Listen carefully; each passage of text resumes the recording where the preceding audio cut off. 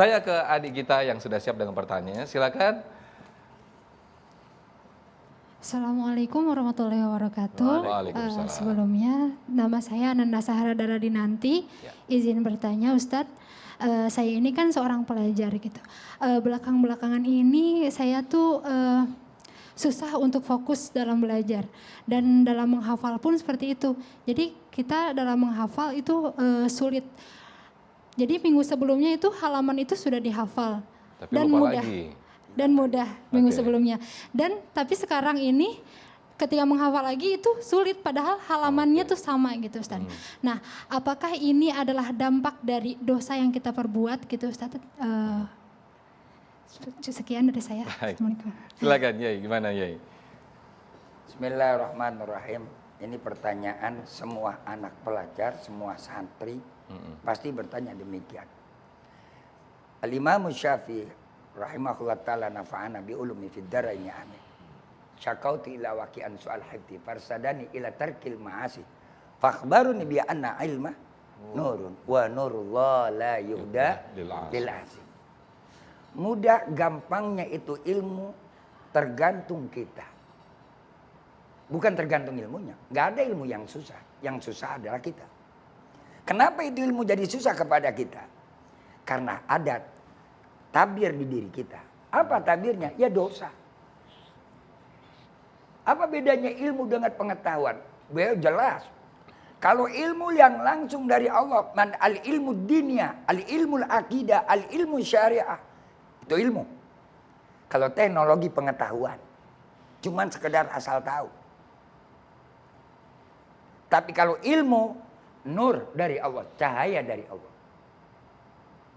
Nah itu nur itu tidak akan Allah berikan bisa masuk ke dalam hati kita. Al ilmu fi surur la fi sutur.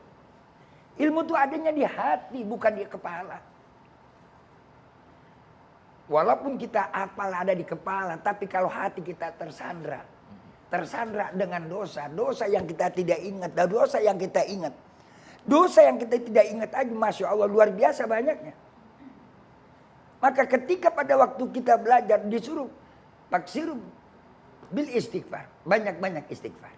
Yang pertama. Yang kedua, jaga diri dari perbuatan maksiat. Apalagi anak-anak kita, adik-adik kita saat ini, mereka yang mereka pelajari, mereka hafal adalah Al-Quran. Lihat baginda Rasul ketika mau dapat wahyu pertama. Sampai Nabi khalwat di Gua Hira.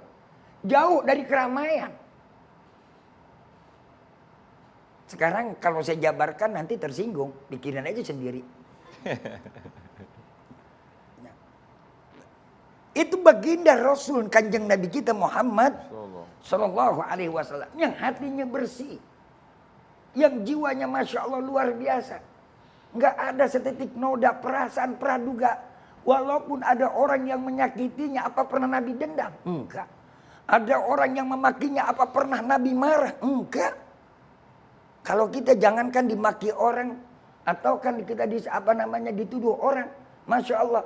Sendal hilang lagi sholat pun kita dendam. 3 bulan kita nggak ke masjid.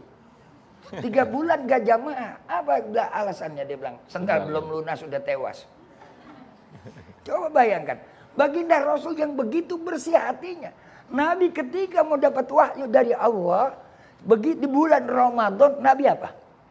Nabi khalwat. Menjauhkan keramaian. Nabi berada di mana? Di Gua Hira. Di Gua Hira. Ilmu Al-Quran bukan seperti ilmu pengetahuan yang Anda bisa buka di Google setiap saat. Enggak tanpa sekolah pun bisa kita kaji, kita bisa baca.